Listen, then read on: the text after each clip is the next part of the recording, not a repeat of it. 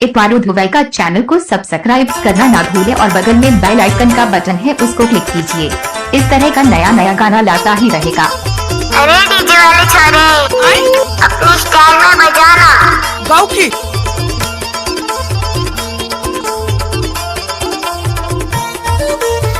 अरे जा जा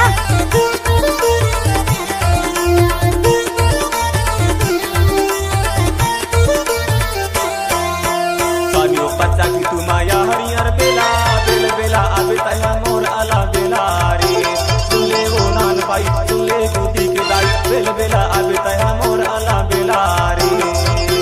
सानियो पच्चा की तू माया हरियर बेला बेल बेला आबे तया मोर आला बेला रे सुले वो नान पाई सुले गोदी के दाई बेल बेला आबे तया मोर आला बेला रे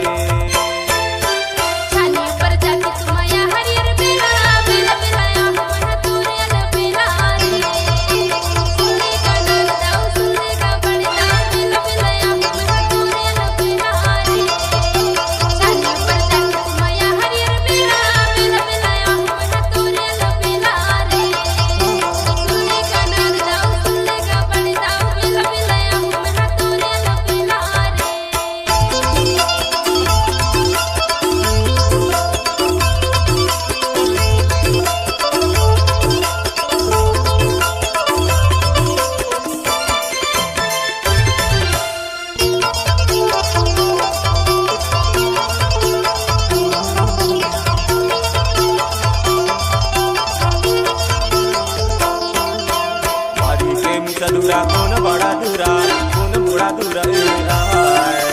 बारी के मिसा दूरा कौन बड़ा दूरा कौन बड़ा दूरा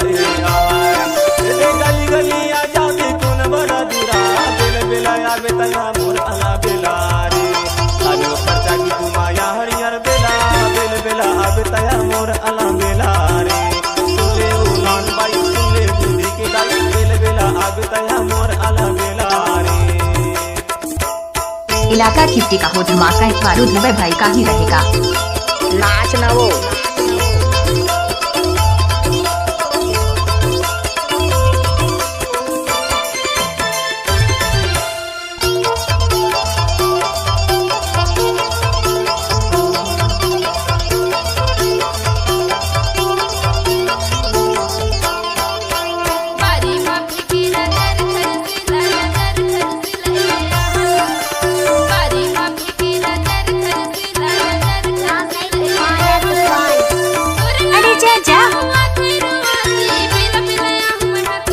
क्या नाम है आपका?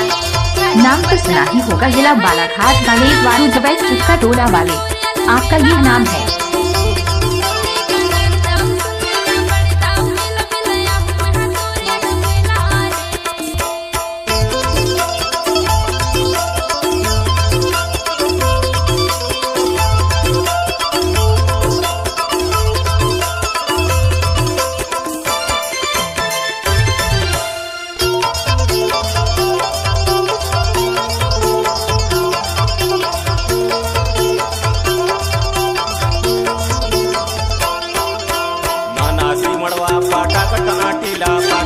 टाटीला नाना सी मड़वा पाटक टाटीला नाच में आया लड़की तो स्वागत कौन करेगा, बिना में बैठे हैं लड़की तो मुहब्बत कौन करेगा। अरे जा जा और आला बेला रे सुले वो नान बाई सुले दूधी के दाई बेल बेला आबे तया और आला बेला रे बेल बेला आबे तया सानियो पच्चा की तू माया हरियर बेला बेल बेला आबे तया मोर आला बेला रे सुले वो नान पाई सुले गोदी के दाई बेल बेला आबे तया मोर आला बेला रे सानियो पच्चा की तू माया हरियर बेला बेल बेला तोर कंडीशन बने काऊ सुले वो नान पाई सुले गोदी के दाई बेल बेला आबे तया मोर आला बेला रे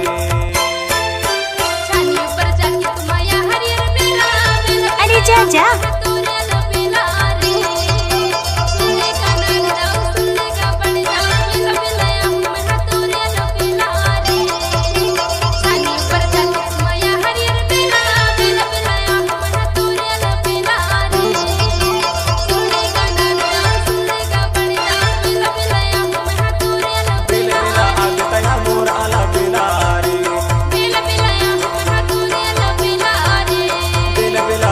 इस गाना को मिक्स किया है वारो दुबे भाई चुपका टोला वाले।